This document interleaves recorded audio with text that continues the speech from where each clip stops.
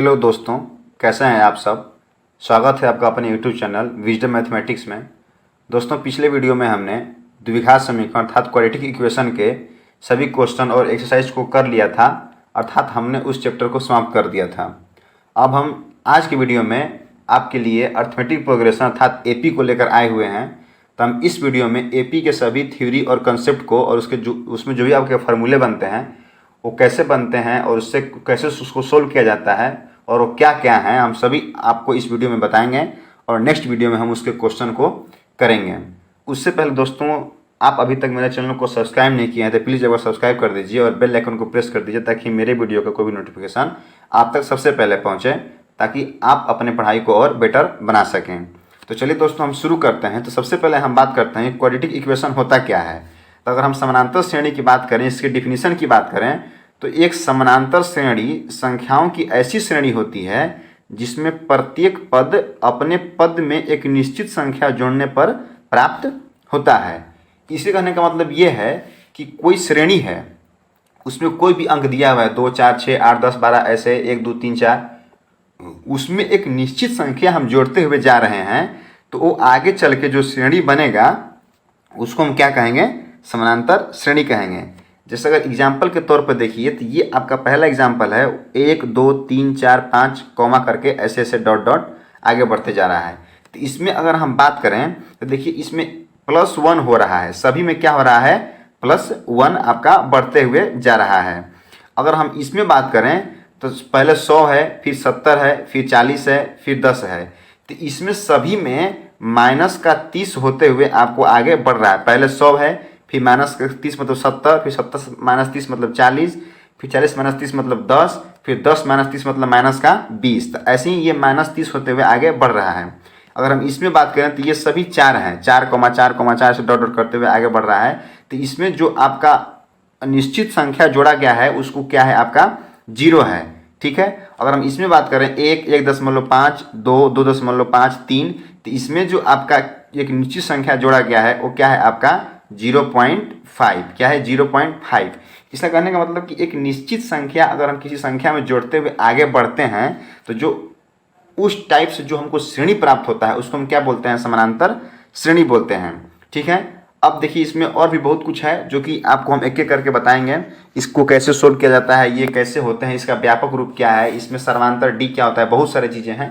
तो देखिए सबसे पहले हम बात करें कि एपी की। तो अगर हम एपी की बात करें तो मान के चलिए कि हम एपी ले लिए 1, 2, 4, 6, 8, 10 ऐसे डॉट डॉट करते हुए आपका एपी बढ़ता हुआ जा रहा है। ये एपी में है या नहीं है कैसे पता करेंगे कि एक निश्चित अनुपात में संख्या को जोड़ते हुए आगे बढ़ेगा। तो देखिए 2 के बाद 4 है मतलब 2 जुड़ गया है, फिर 4 के बाद 6 मतलब इसमें भी 2 जुड़ गया है, फिर 6 के बाद 8 इसमें भी 2 जुड़ गया है, फिर 8 के बाद 10 इसमें भी 2 जुड़ गया है, तो फिर 10 के बाद ऐसे ही 2 जोड़ेंगे। ऐसे ही करते करते ये आगे बढ़ता हुआ जा रहा है। तो इसका मतलब ये आपका क्या है, एपी में है। इसका मतलब ये क्या है, एपी में है। अब अगर हम बात करें इस एपी में, तो एपी में आपकी 2 चीज़ पहला नंबर आपको पता होना चाहिए। एक ये जो 2 है इसको हम क्या बोलते हैं, इसको हम बोलते हैं प्रथम पद। इसको क्या बोलते हैं, प्रथम पद। ये जो एपी का 2 है मतलब ये जो पहला पद है उसको हम बोलते हैं प्रथम पद। और देखिए, और जो हम 4 में से अगर हम -2 करेंगे, 4 में से अगर हम 2 घटाएंगे तो क्या बचेगा, 2 बचेगा। 6 में से 4 घटाएंगे तो क्या बचेगा, 2 बचेगा। 8 में से 2 घटाएंगे, 8 में से घटाएंगे 6 को तो क्या बचेगा, 2 बचेगा। 10 में से 2 माइनस करेंगे तो क्या बचेगा, 2 बचेगा। 10 में से अगर 8 को माइनस करेंगे तो 2 बचेगा। मतलब सब में हमारा क्या, 2 बचते हुए जा रहा है। तो जो ये 2 बच रहा है ना, जो ये 2 बच रहा है सब में कॉमन रूप से, इसको हम बोलते हैं क्या, सारवांतर। क्या बोलते हैं, सारवांतर। इंग्लिश में इसको बोलते हैं कॉमन डिफरेंस, और इसको हम डी से डिनोट करते हैं, अर्थात डी से, इसको हम डी से दर्शाते हैं। तो ये आपका होता है प्रथम पद मतलब पहला पद। और देखिए सर्वांतर आपका डी क्या होता है कि अगला पद माइनस पिछला पद। मतलब अगला पद जो है आपका, उसमें से अगर हम पिछला पद को माइनस करते हैं तो जो हमको संख्या प्राप्त होता है वो क्या होता है, उस एपी का सर्वांतर अर्थात डी होता है। उसको हम इंग्लिश में कॉमन डिफरेंस बोलते हैं। तो इससे हमें क्या मिलता है, इससे अगर हम गौर से बात करें तो अगर हम ए में, पहला पद क्या होता है, ए होता है। पहला पद क्या होता है आपका, ए होता है। ठीक है। अगर हम ए में डी जोड़ दे रहे हैं, मतलब पहला पद ए है, तो ए में अगर हम डी जोड़ दे रहे हैं तो वो हमारा दूसरा पद हो जा रहा है। ठीक है। अगर हम उसी ए में डी को अगर हम 2 बार जोड़ देते हैं तो वो हमारा तीसरा पद हो जाता है। क्या हो जाता है? तीसरा पद हो जाता है। अगर हम इसी ए में अगर हम डी को 3 बार जोड़ देते हैं, डी को 3 बार जोड़ देते हैं तो ये हमारा कौन हो जाता है? चौथा पद हो जाता है। तो ये पहला, ये दूसरा, ये तीसरा, ये चौथा। तो इससे हमको क्या मिल रहा है? अगर हम इसको ऐसे लिख दें कि ए प्लस डी, ए प्लस 2d, ए प्लस 3d, ऐसे ही डॉट डॉट आगे बढ़ते हुए जा रहा है। तो इससे हमको क्या प्राप्त हो रहा है कि ये होता है आपका व्यापक रूप एपी का। क्या होता है? व्यापक रूप एपी का। इसमें लास्ट में ए प्लस 3d करते हुए जाते जाते ये लास्ट में आपका कहाँ चल जाएगा? ए प्लस एन डी तक। कहाँ चल जाएगा? ए प्लस एन डी तक। यहाँ लास्ट में ए प्लस एन डी, और देखिए लास्ट में ए प्लस एन डी नहीं जाएगा, लास्ट में आपका जाएगा, क्योंकि एक एक कम जा रहा है। ये देखिए ये ए है, ये ए प्लस डी है, ये ए प्लस 2d है। ये देखिए ये होने को तो तीसरा पद है, लेकिन इसको हम ए प्लस 2d लिख रहे हैं। ये होने को तो चौथा पद है, लेकिन इसको हम क्या लिख रहे हैं? ए प्लस 3d लिख रहे हैं। तो वैसे ही अगर हमको एनवा पद लिखना होगा कि इसका जो एनवा लास्ट पद है उसको हम कैसे लिखेंगे? तो उसको हम लिखेंगे A plus N minus 1 into D. ठीक है, क्या लिखेंगे? A plus N minus 1 into D, क्योंकि एन आपका अंतिम पद है तो अंतिम पद से एक कम एन माइनस 1 इंटू डी क्या है? आपका सारमांतर है। तो ये आपका एपी का क्या होता है? एक व्यापक रूप होता है। इसको हम एपी का व्यापक रूप बोलते हैं। एक चीज़ आप गौर कीजिएगा, अगर हम डी की बात करें कि डी क्या क्या हो सकता है, धनात्मक, ऋणात्मक, शून्य, तो अब अगर हम सार्वांतर की बात करें, सार्वांतर की बात करें तो ये आपका पॉजिटिव, निगेटिव और जीरो, ये आपका पॉजिटिव, निगेटिव और जीरो तीनों होता है। ठीक है, हमने आपको एग्जाम्पल में बताया था शुरू में ही कि एक का आपका -30 आ रहा था, एक आपका था +1 आ रहा था, एक का क्या आ रहा था? 0। तो ये तीनों हो सकता है, डी का मान हमारा तीनों हो सकता था। सर्वांतर हमारा पॉजिटिव, निगेटिव और जीरो तीनों हो सकता है। अब इसमें कुछ फॉर्मूले हैं जो कि देख लीजिए क्या क्या होता है फार्मूला आपका। एक मान के चलिए कि एपी दे दिया, मान के चलिए कि एपी का पहला पद हम A1 मान लिए, ठीक है, एपी का दूसरा पद A2 मान लिए, एपी का तीसरा पद A3 मान लिए, ऐसे डॉट एपी का एनवा पद AN मान लिए। ठीक है, तो अब हमको इसमें दो चीज़ ज्ञात पूछता है। पहला चीज़ क्या पूछेगा आपको कि जो ये AN है, जो ये AN है उसका मान क्या होगा? क्या पूछ देगा? AN का मान क्या होगा? और नहीं तो हमको AN दिया रहेगा और हमसे ये पूछेगा कि इसमें कितने ऐसे पद हैं, मतलब A1, A2, A3 dot dot dot A4 dot dot AN, इसमें ऐसे कितने पद हैं, मतलब इसमें हमको n का मान पूछ लेगा। तो हमको इसमें दो क्वेश्चन पूछता है। अगर AN पूछेगा तो हमको n का मान देगा, और अगर हमको n पूछेगा तो हमको AN का मान देगा। ठीक है, तो इसमें हमको दो फार्मूला बनता है। तो हम एक ही फार्मूला से दोनों क्वेश्चन को सोल्व कर लेंगे, AN भी निकाल लेंगे और n भी निकाल लेंगे। आपको दो फार्मूला रटने की कोई ज़रूरत नहीं है, सिर्फ एक फार्मूला आपको रटना है। तो आपका क्या है, उसको हम लिखते हैं AN बराबर A plus n-1 into D.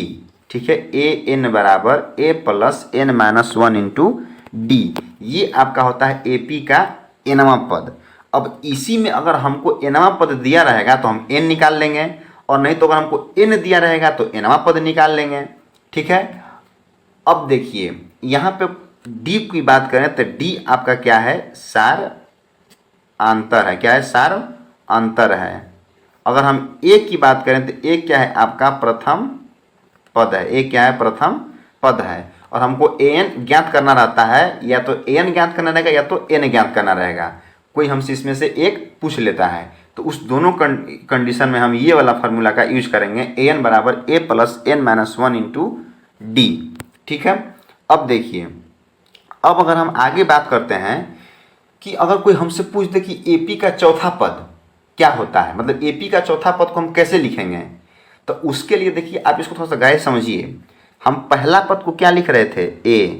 दूसरा पद को क्या लिख रहे थे? A plus D। तीसरा पद को क्या लिख रहे थे? A plus 2D। चौथा पद को क्या लिख सकते थे? A plus 3D। ऐसे डॉट डॉट करते हुए हम इसको लिखते हुए आगे बढ़ रहे थे। तो अगर हमसे कोई पूछ दे कि AP का तीसरा पद तो कैसे लिखेंगे, तो उसको हम A+2D लिखेंगे। AP का चौथा पद कैसे लिखेंगे, तो A+3D लिखेंगे। AP का पहला पद तो A आपका होता है, AP का दूसरा पद A+D, क्या A+D।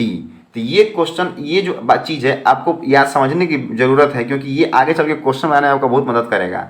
हमसे AP का जो भी पद पूछता है उससे हम एक कम लेते हैं। अगर हमसे पूछेगा कि AP का 18वां पद क्या होगा, तो उसको हम A+17D लिखेंगे। क्या लिखेंगे, A+17D लिखेंगे। अगर पूछ देगा हमको 20वां पद, तो उसको लिखेंगे A+19D। ठीक है, ये होता है आपका AP के पद को मानने का तरीका। हम ऐसे ही AP के पद को मानकर आपको आगे क्वेश्चन को सोल्व करेंगे, जो कि आपको क्वेश्चन में आगे देखने को मिलेगा।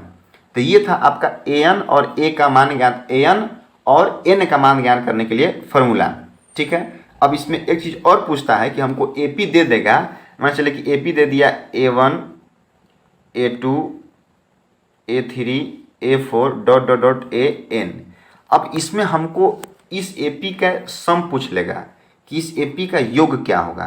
तो हम योग को SN लिखते हैं। क्या लिखते हैं, SN का फॉर्मूला होता है N/2 2A plus N-1 into क्या होता है D इंटू N बराबर क्या होता है 2A, N/2 2A plus N-1 into D, N-1 into D। ये होता है आपका AP का SN का फॉर्मूला। ठीक है, तो ये आपका होता है N/2 2A plus N-1 into D। ये होता है आपका AP के सम का फॉर्मूला, मतलब AP का हम कैसे योग करेंगे। ठीक है, इसमें एक चीज़ और होता है, एक फॉर्मूला इसमें और काम करता है कि अगर हमको कोई AP दे दिया है और उसका हमको अंतिम पद पता हो, कि अंतिम पद आपको दे दिया हो, तो अगर यहाँ लिखेंगे हम अंतिम पद दिया हो, तो यदि हमको अंतिम पद दिया हो तो क्या लिखेंगे, SN बराबर N/2 A प्लस SN बराबर N/2 A प्लस L। ये होता है आपका अगर अंतिम पद दिया हो तब SN बराबर N/2 A प्लस L। तो ये आपका AP के सम करने का तरीका था। तो मेनली इसमें दो ही फॉर्मूला है आपको, बाकी और सब आपको कंसेप्ट के तौर पर समझना पड़ेगा। तो वो क्वेश्चन के दौरान हम आपको समझाते हुए आगे बढ़ेंगे।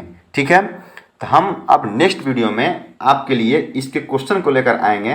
तब तक आप इसके फॉर्मूला को याद कीजिए और इसको कंसेप्ट को अच्छे से और समझने की कोशिश कीजिए। ठीक है, तो मिलते हैं नेक्स्ट वीडियो में, तब तक के लिए जय हिंद, गुड नाइट।